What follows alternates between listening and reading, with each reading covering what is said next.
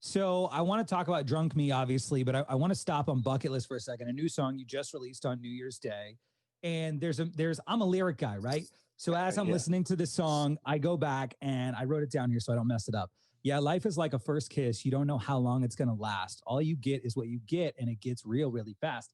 And that, dude, I was like, oh, snap. That's legit. That's real. Can you tell me about writing this song and why releasing it now? Because it really obviously has a big message for what the world's going through in 2020 and even into 2021 still. Yeah, thanks, man. Yeah, it was, we wrote it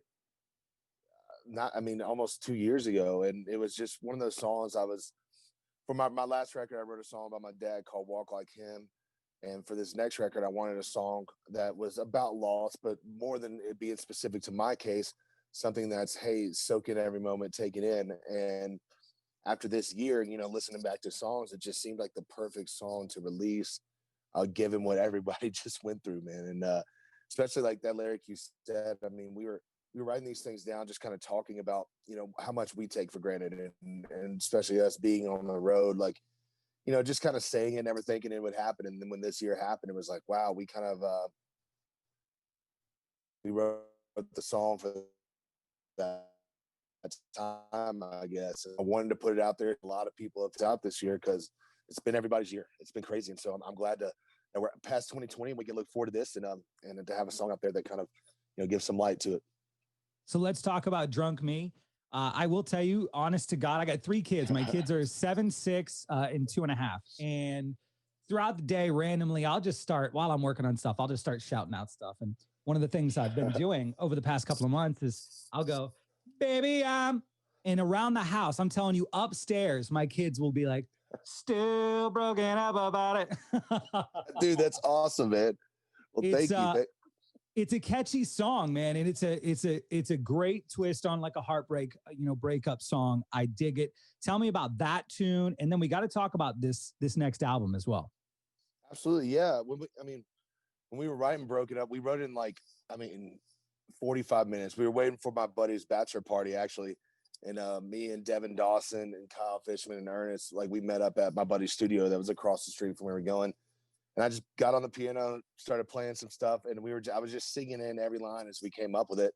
Didn't think much about it. Went and ate steak and had a bachelor party. And then a couple of weeks later, I called him. I was like, man, did we get anything down that night? And he sent me that demo. And I was like, this feels kind of cool. And at the time we were on the road, I put it on Instagram and got a bunch of cool response. And we just went for it. It just felt like one of those fun songs, like, but also like, admitting that you're wrong, like having a song that says it's my fault. And I think we need to do that more in this world, especially guys, we're kind of stubborn.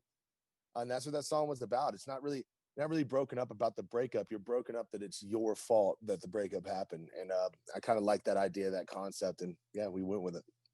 So tell me about the album with that and Bucket List on it and all that. Do we have any kind of timetable? Are you looking at releasing a full album? Because things are different now. People are just dropping singles left and right. So I'm wondering what your plan is. Yeah, we're definitely going to be dropping things left and right, no doubt. We want to keep up and keep having music flowing, but it's working towards a record, no doubt. We have a lot of songs, and it's just the day we live in. So we're going to be putting out a lot of music, and then yes, there will be an album. I'm not sure when the album will be, but in the meantime, there'll be tons of music for sure. So I want to go back to Bucket List, and I was watching some of your Instagram and TikTok and all that stuff, and I saw that while you were filming, you decided to bust out Neon Moon, which is one of my top 5 favorite songs of all time. Tell me about why that song, why that 90s country vibe struck you in that moment and making that video too. Well, so we got up super early to see the sunrise, and the moon was still there when we were doing that. And I was like, seeing that over the Grand Canyon, I don't know, that song came to mind.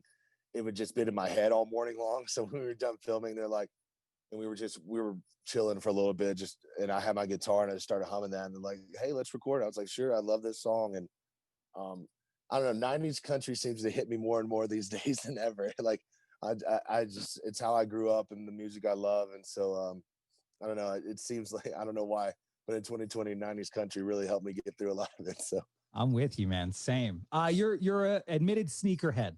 and sticking to the social media. I saw the video that you posted and literally laughed out loud because you're showing your sneakers, right? And you've got Yeah. Don't Take the Girl playing, and you're like, take my money, take my wallet.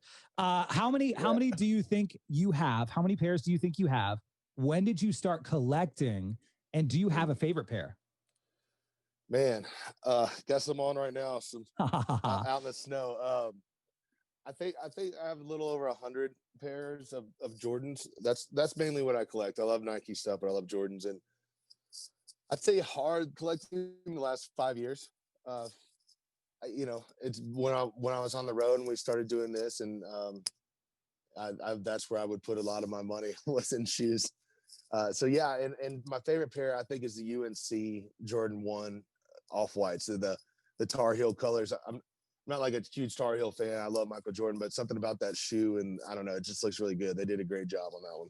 Do you remember getting your first pair? Because I'm not a sneakerhead, but I do remember, growing up. I'm 35 now, so I was right in the height of MJ. And I remember my parents didn't make a lot of money, but I was like, I got to have the Jordans. I got to have the Air Jordans, and finally getting them and finally lacing them up. You thought you were the coolest thing in the world, dude. Unstoppable.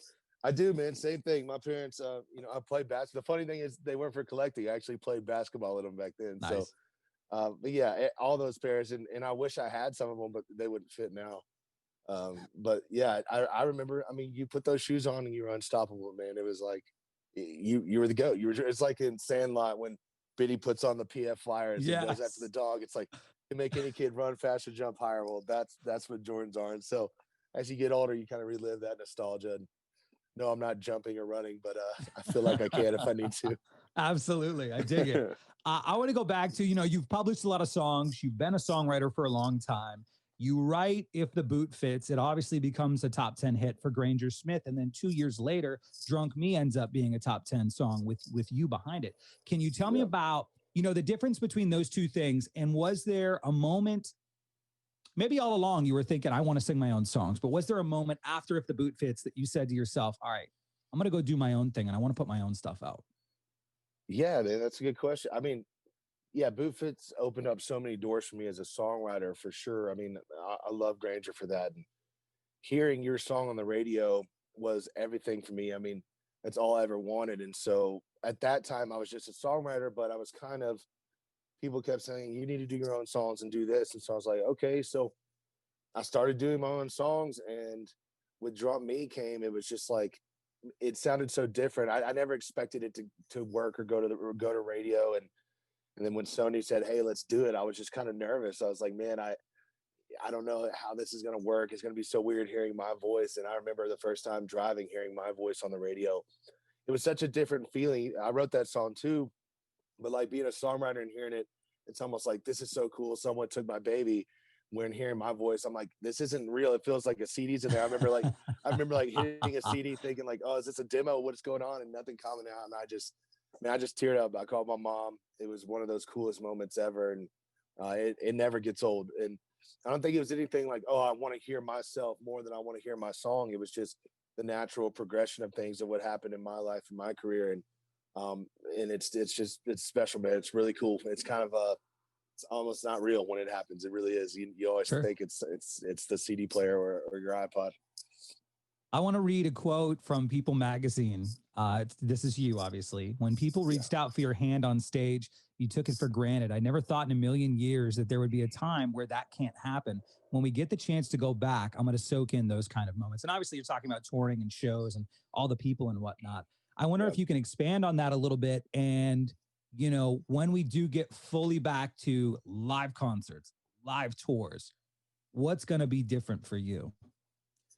Yeah, I mean, it's enjoying those moments. It's not that they weren't enjoyed, but you get tired on the road. Like when you're playing 200 plus shows a year, it becomes kind of the same thing, and not in a bad way. We're doing what we love, but you take that stuff for granted, like reaching down and touching someone's hand, or even getting to stand on stage and play meet and greets, which I love meet and greets. I love doing that. I love hearing people's stories when they tell you about your song. So I just know that and I know my band too, and talking to everybody, my brothers in my band, we miss it. We miss those interactions and we miss those people after shows. And I think it helps you grow as a person you get to see so many different lives all over the country and all over the world. And, you know, we don't get to do that right now. And we definitely took it for granted. I mean, we took it for granted. We're like this, oh, we get to do this. We're very lucky. We're very blessed, but this is what we get to do. I don't know what we get to do right now. Right now, we just need to, you know, be safe, take care of each other, and find a way to get to do it again. So when we do, I'm definitely going to reach out. I might hold a hand a little bit longer. Who knows? We'll see. But it's pretty cool. It's just something we need to soak in. On the flip side of that, though, as a fan myself, I've been a country music fan my entire life. Yeah. I think that it's the same for fans. Like, you know, lucky enough to get to go to a bunch of different concerts and see a bunch of different artists, and a lot of them, you know, a bunch of different times too. And I think from the fan aspect myself, I would love to be sitting anywhere right now, or standing in a sticky drunk bar, right? Yes. And listening to any kind of live music, because it's an incredible experience, man. And I can't wait to get back to it. I really can't. Oh, same, man. That was one thing too. Like when I had all this downtime at home, I wanted to go see shows. Like that's what made me. But I was like, man, I can't even go see shows right now. It's crazy here, but let's go get it. Come on. Let's do a quick draw round, and of course, we're gonna play Drunk Me here in a second. Number one, favorite live performance you've ever witnessed all time? Man, I gotta say Tom Petty at Bonnaroo in the rain. It was one of those weird hippie. I was all engulfed in the moment, and it was pretty cool. Number two, if you had to pick a 90s country song as your theme music, it plays every time you open a door and go into a room. What song is playing? Probably Boots, Scoot, and Boogie. I would like Great that. pick. That'd be good. Great pick. Last one. What is the worst way? Obviously, with Broken Up being the single, what is the worst way that you've ever been broken up with, or someone ever broke up with you? Vice versa.